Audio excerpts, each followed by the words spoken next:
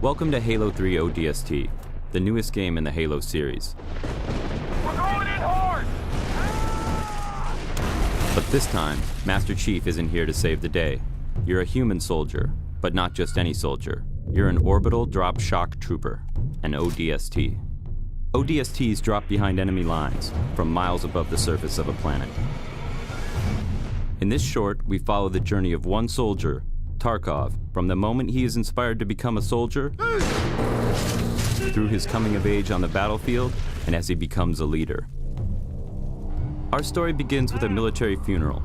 Bungie, Halo's developer, collaborated with the Academy Award-winning costume designer from Saving Private Ryan and Band of Brothers to design a Halo-style Honor Guard uniform, complete with special insignias and rank displays.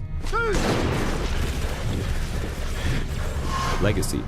The studio behind movie villains like The Alien and Terminator used 3D models created by Bungie to create accurate replicas of the same weapons, armor, and enemies that appear in the game, down to the smallest detail. We had about 30 people working on this for about 2 weeks to go from digital files to full wearable costumes, which was a tremendous effort.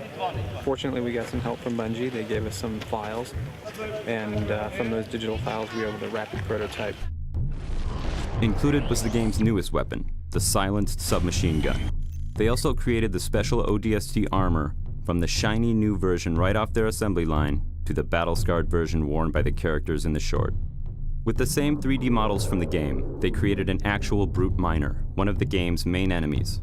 Its facial expressions were controlled by tiny motors linked to a remote control. The brute even has its signature spike rifle. Paratroopers today use parachutes, but 500 years from now, the parachute has been replaced by a drop pod. Drop pod is a single-man method of insertion, so you can think of it almost as a manned bomb. This is the way that ODSTs insert into battle. They drop in from orbit in single-man pods, the doors blow off, and they come out fighting. To replicate a drop, an interior section of a single pod was built. Then the visual effects artists at Asylum created a dizzying freefall view and comped in view screens to show other ODSTs and the pod's various gauges and controls. But some of the biggest stars of the film were the various locations. The battle scene was shot at the bottom of a strip mining coal operation.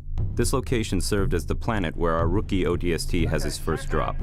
With some help from the pyrotechnic crew, Asylum created the intense firefight, falling drop pods, Covenant Banshees, and of course the climax of Tarkov's encounter with the Brute.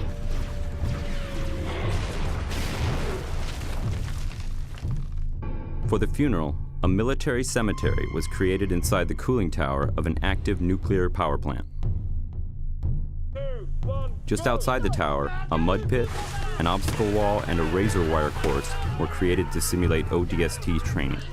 Our drill instructors, actual Hungarian Special Forces soldiers, fired blanks as the recruits crawled through the razor wire. Finally, the shoot moved to an abandoned Soviet aluminum refinery. This is the location of the final Battle Cross memorial scene. Tarkov, now older, pays his last respects to a fallen squad mate, then leads his young soldiers into battle once again.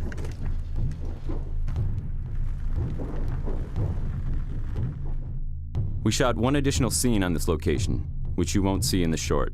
In fact, you will only see it here, right now.